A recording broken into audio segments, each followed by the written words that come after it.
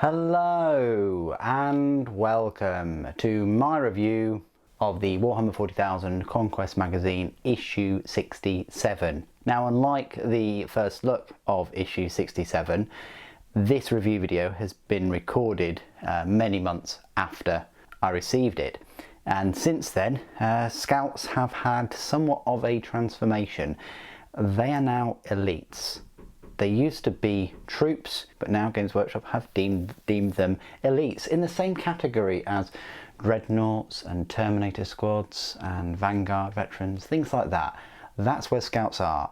At first I couldn't believe the news, and then slowly but sadly I have come to acknowledge it. At least I don't accept it. I would never have Scouts as elites using the codex. I would simply just use their 8th edition rules. It's an astronomical fail on Games Workshop's behalf in all sense of the word. We thought that the compendium was harsh in removing entire weapon options for Titans and also nerfing most of the units in the book was bad. Then we had the Necron gate in terms of Necrons being moved to Lords of War, and then if that wasn't enough, we've also had 2020, the year of elite Scouts. But this isn't a review of Games Workshop's questionable practices of this year, it's just a review of the Conquest magazine itself. You do get 5 Scouts. Now, these 5 Scouts, believe it or not, they're a plastic kit, and the kit will set you back a whopping £20. £20 for these minis that came out in the early 2000s. The sprues are very old, they've got huge gaps in them. I'll show you a size comparison in a moment that will blow your mind, so stay tuned to this review a little bit later on. $7.99 then means that you're going to save £12, which is even more of a saving, unfortunately, than if you were to get these Scouts from Element Games using my affiliate link in the description below, where typically you can save yourself 25%. Let's have a look at the issue itself then. It talks about Space Marines Company and Chapter Champions, the Emperor's Champion, Space Marine Sergeant Telion, which I think is a Finecast miniature right now on Games Workshop's website. I bought him when he was metal. He's kind of like the chief scouts of the Scout Company for Ultramarines. I'm not sure where he is right now though, but there we go. Yeah, there's a closer look at him with his Stalker pattern bolt gun called Quietus. You just can't make these names up, can you? You've got the Forces of the Death Watch, a Death Watch showcase with some intercessors and some, legacy Space Marines. A look at the Corvus Blackstar, which will set you back a whopping £50 now. I think when that was initially released it was about 30, so it's gone up by £20. How to build the Sniper Scouts. You've got a bit of a build guide. They're really easy to build minis. How to paint them. They give you some nice camo cloak ideas, which is awesome. And they go through all the colours and highlighting with Calgar blue, and a mission briefing for Hunters in the Shadow, Kill the Leaders mission, and then their data sheet, which is of course incorrect. They're not troops anymore. We'll go through the 9th edition rules, unfortunately, in a short moment. And then a look at the next 2 issues, which will be the scenery kit, these hemotrope reactors. Throughout the whole subscription you do get both of these, and they've just split them into 2 issues. And then in issue 69 you get the coolest looking Nurgling that GW have produced, and you so happen to get the Plague Marine Champion for free. So that's issue 67. Let's have a look at these elite Scouts then. So we'll have a look at some of their detail. I've got 2 of them, 3 of them aiming. Let there be light. So these are the Scouts. I haven't even drilled the holes into them. I dislike them so much. No, they're not too bad. I mean, at least they're similar sort of size as the Legacy Space Marines. If you want kind of an Imperial Guard looking Space Marine force, then yeah, these Scouts are the way to go. I'm building Space Marine chapter, full Space Marine chapter, so I need a lot of Scouts unfortunately, fortunately, and it's going to cost me an arm and a leg to replenish a lot of the scouts with the eliminators. But there we go. Got this guy, got this one crouching,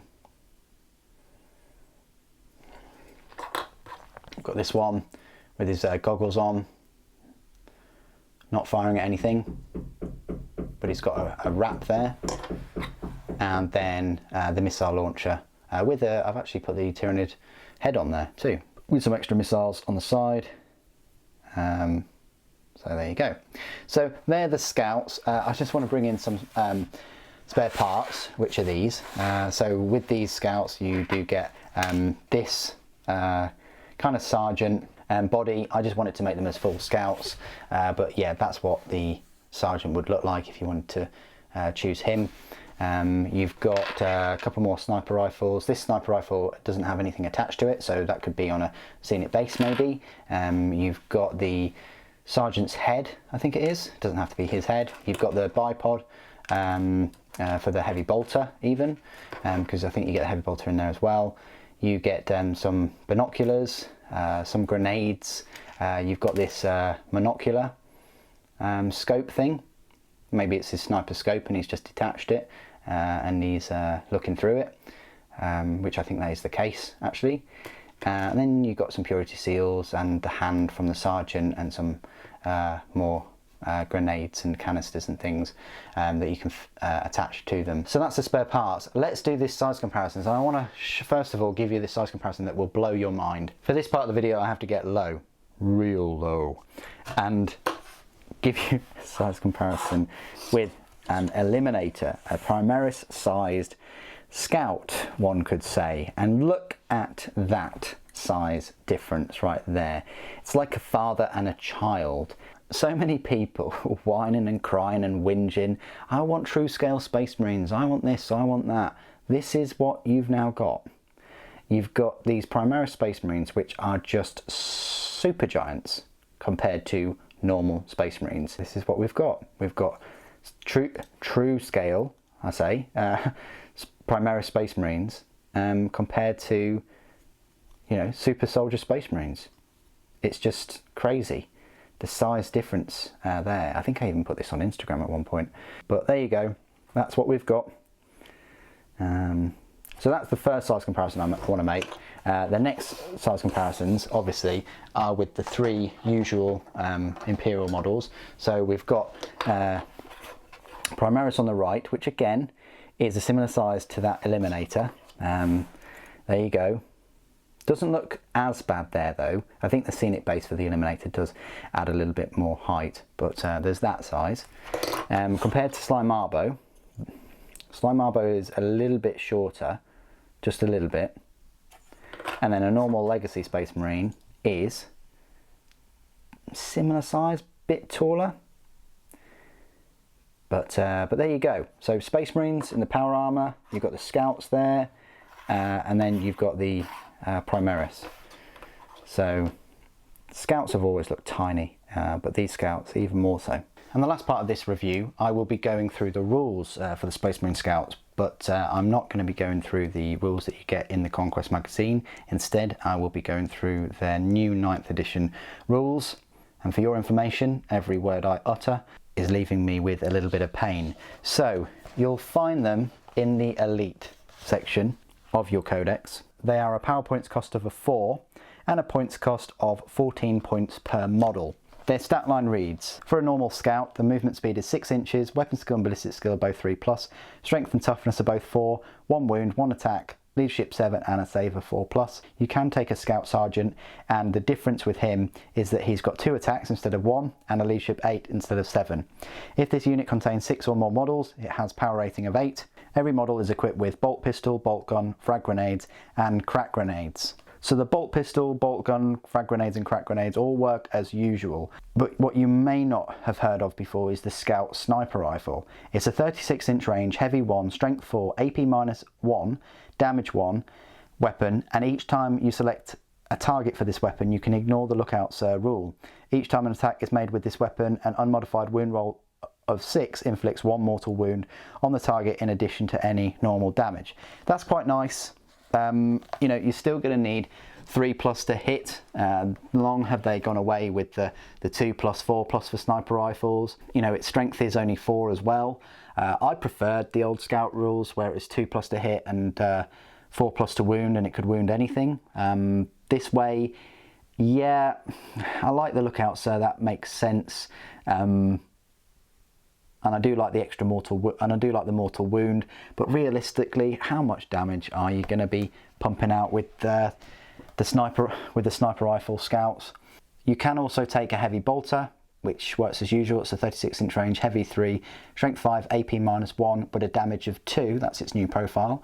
Or you can take a missile launcher, which is equipped with frag missiles or crack missiles. The frag missile is a range 48-inch, heavy D6, strength 4, AP 0, damage 1, but is a blast weapon. And the crack missile is a 48-inch range, heavy 1, strength 8, AP -2, damage D6. So the war gear options, of which they have plenty.